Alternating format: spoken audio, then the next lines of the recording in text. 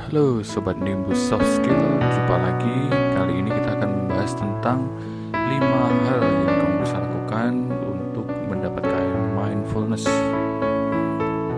Ya, kalau kamu sekarang berada dalam kondisi tertekan dengan kerjaan kamu, atau kamu bingung dengan padatnya jadwal kerjaan yang seakan gak pernah putus, atau bisa juga kamu berada dalam tekanan karena berada di bawah bos yang nuntut banget. Nah, kalau jawabannya adalah iya, maka kamu bisa coba praktik mindfulness berikut ini.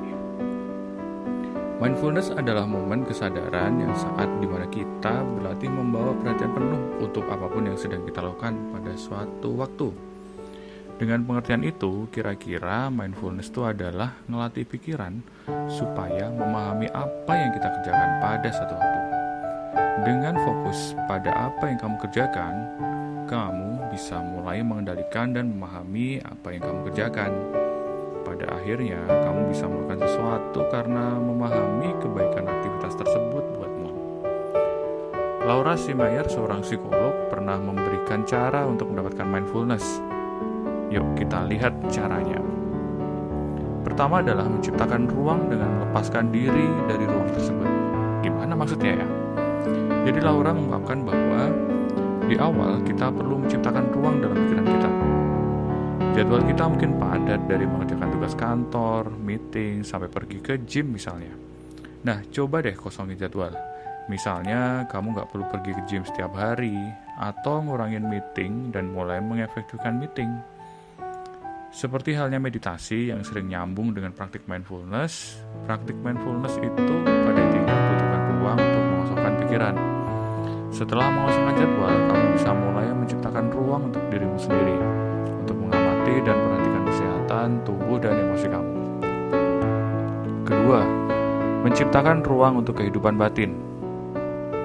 Di era informasi di media sosial ini, ada banyak sekali informasi yang masuk ke diri kita.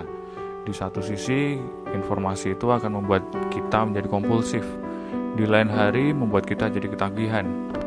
Hidup kita seakan-akan dikendalikan oleh hal-hal di luar diri kita, seperti kecenderungan membeli barang yang kita tidak butuhkan, yang kemudian kita beli karena ada flash sale misalnya. Nah, menciptakan ruang untuk diri sendiri pada intinya adalah memberikan perhatian pada kejadian batin kita. John Kabat-Zinn dalam Full Catastrophe Living menjelaskan bahwa kita butuhkan keteraturan dan regulasi agar hidup kita teratur.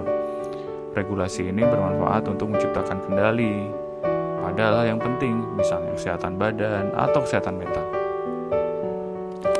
Ketiga, belajar mengamati. Coba bayangin deh, atau jangan-jangan kamu pernah mengalami situasi seperti ini. Kamu sedang nunggu seseorang di sebuah lobi hotel. Dalam situasi kamu gak bawa HP, satu-satunya pilihan kamu adalah mengamati sekelilingmu. Pada situasi itu, kamu mulai menyadari misalnya bahan pembuat kursi yang kamu duduki, bau ruangan, sampai berapa jumlah lampu yang ada di lobi. Nah, pendekatan mindfulness mirip dengan kejadian itu. Intinya adalah kamu memerlukan ruang untuk mengamati. Kamu memang tidak mengubah apapun. Kamu hanya mengamati. Namun dengan mengamati itulah kamu mulai menyadari keberadaanmu dan lingkungan sekitar. Mindfulness mendorong untuk mencari ruang dan waktu tersebut. Dengan demikian, kamu bisa mengamati dirimu sendiri, melihat hal-hal yang tidak hanya baik, namun juga hal yang buruk yang selama ini kamu lakukan. Dan kemudian mulai memahami dan memberikan arti serta memahami kenapa hal tersebut terjadi. Dan juga pembelajaran apa yang bisa kamu dapat dari hal-hal itu. Keempat adalah memberi perhatian. Kapan terakhir kali kamu mengetahui ada bagian dari diri kamu yang menolak ketika kamu akan misalnya makan makanan yang gak sehat? Atau kapan misalnya terakhir kamu menyadari bahwa ada bagian dari badanmu yang menolak supaya kamu gak kebablasan lembur selain milih untuk tidur? Kita perlu mulai mendengarkan diri kita, sebuah tanda kecil dari diri kita yang sebenarnya ngasih tahu bahwa dia ingin menghindarkan kita dari kebiasaan buruk. Memperhatikan hal ini akan membuat kamu mulai menemukan alasan untuk meneruskan kebiasaan baik dan mengakhiri kebiasaan tidak baik. Perhatian pada dirimu sendiri juga akan memunculkan pemahaman lebih baik tentang kesempatan yang ada di sekitarmu, kesehatan yang lebih baik, atau mungkin bentuk hubungan yang lebih baik. Kelima, berdamai dengan perlawanan. Ada sisi dari diri kita yang mungkin melawan hal baik yang akan datang pada diri kita. Namun kita bukan ingin melawannya, tapi kita malah akan mendekatinya. Dan kita juga perlu mengenalinya. Proses ini bisa berlanjut ke alam bawah sadar kita. Perlahan kita bisa memahami diri kita secara penuh.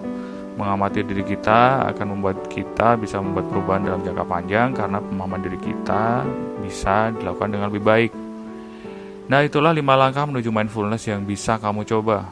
Kamu juga bisa mulai subscribe channel ini supaya nggak ketinggalan kabar, tips, dan pembahasan menarik lainnya terkait soft skill. Terima kasih.